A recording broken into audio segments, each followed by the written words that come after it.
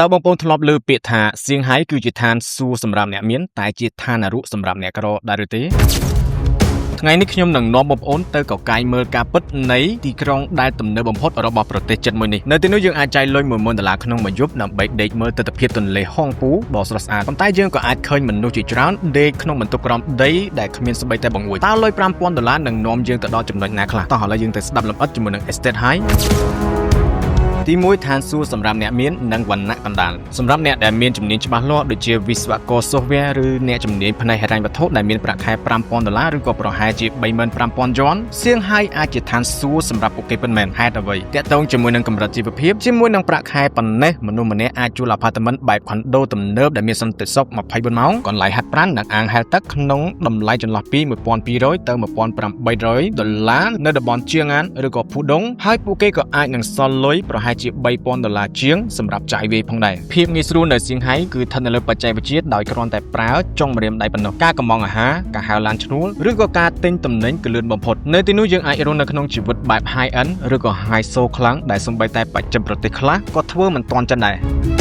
បើនិយាយពីសង្គមយើងមានឱកាសកសាងបណ្ដាញទំនាក់ទំនងជាមួយនឹងមនុស្សប៉កែមកពីជុំវិញពិភពលោកដែលនេះគឺជាដើមទុនដ៏ធំបំផុតសម្រាប់អនាគតប៉ុន្តែសៀងហៃគឺជានរកសម្រាប់អ្នកក្រនិងអ្នកចំណាក់ស្រុកនៅពីក្រោយពន្លឺភ្លើង LED ដ៏ស្រស់ស្អាតសៀងហៃក៏មានផ្នែកដ៏ងងឹតដែលគេហៅថានរកសម្រាប់អ្នកគ្មានជំនាញឬអ្នកដែលរកបានត្រឹមតែ$800ទៅ$1000ក្នុងមួយខែផងដែរចាប់ផ្ដើមពីកន្លែងដេកដើម្បីសន្សំលុយមនុស្សជាច្រើនត្រូវជួលបន្ទប់ដែលគេហៅថា group rental ក្នុងផ្ទះល្វែងមួយដែលគេខ័ណ្ឌជាបន្ទប់តូច5ទៅ10បន្ទប់ខ្លះមានទំហំត្រឹមតែ5ម៉ែត្រការ៉េប៉ុណ្ណោះដាក់បានតែការ៉េដេកមួយនិងតុអាហារមួយប៉ុណ្ណោះហើយបង្គន់គឺត្រូវតែប្រើរួមគ្នាជាមួយនឹងមនុស្ស10នាក់ផ្សេងទៀតបើនិយាយពីសម្ពាធការងារអ្នកដឹកជញ្ជូនអាហារឬក៏បុគ្គលិកសេវាកម្មត្រូវធ្វើការលើសពី12ម៉ោងក្នុងមួយថ្ងៃគ្មានថ្ងៃសម្រាកដើម្បីតែដោះទាល់ថ្លៃជួលផ្ទះនិងថ្លៃហូបចុកដ៏ថ្លៃសម្រាប់ពួកគេសៀងហៃគឺជាកន្លែងរស់នៅដោយចាយកម្លាំងដ៏ធំសម្បើម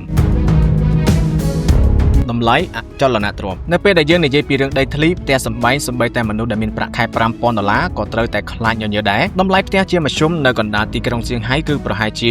$15000ទៅ$20000នៅក្នុង1ម៉ែត្រការ៉េបើបងប្អូនចង់ទិញ apartment សម្រាប់គ្រួសារ80ម៉ែត្រការ៉េបងប្អូនត្រូវតែត្រៀមលុយយ៉ាងតិច$1.500,000ចុះបើនិយាយពីតុល្យភាពនិងតម្លៃផ្ទះមានន័យថាទោះបីជាមនុស្សម្នាក់សន្សំលុយ$3000ក្នុងមួយខែពេញក៏ត្រូវតែចំណាយពេលជាង40ឆ្នាំដែរទើបអាចទិញផ្ទះមួយល្វែងបានដូច្នេះហើយទោះបីជាប្រាក់ខែខ្ពស់ក៏ពួកគេនៅតែមានអារម្មណ៍ថាខ្លួនឯងក្រព្រោះគ្មានសមត្ថភាពខ្លាយជាម្ចាស់អចលនទ្រព្យនៅទីនោះសរុបមកសៀងហៃគឺជាទីក្រុងដែលសាកល្បងភាពធន់របស់មនុស្សវាផ្ដល់ឲ្យយើងនៅឋានសួគ៌នៃភាពងាយស្រួលប៉ុន្តែវាដកហូតទៅវិញនៅក្តីសង្ឃឹមនៅក្នុងការខ្លាយជាម្ចាស់ផ្ទះតើបងប្អូនយល់យ៉ាងណាដែរបើសិនជាមានឱកាសតើបងប្អូនសុខចិត្តរស់នៅជាអ្នកជួលផ្ទះលំដាប់ខ្ពស់នៅសៀងហៃឬក៏សុខចិត្តធ្វើជាម្ចាស់ផ្ទះនៅស្រុកខ្មែរកុំភ្លេច comment នៅខាងក្រោម follow Estate High ដើម្បីស្វែងយល់ពីអចលនទ្រព្យជុំវិញពិភពលោក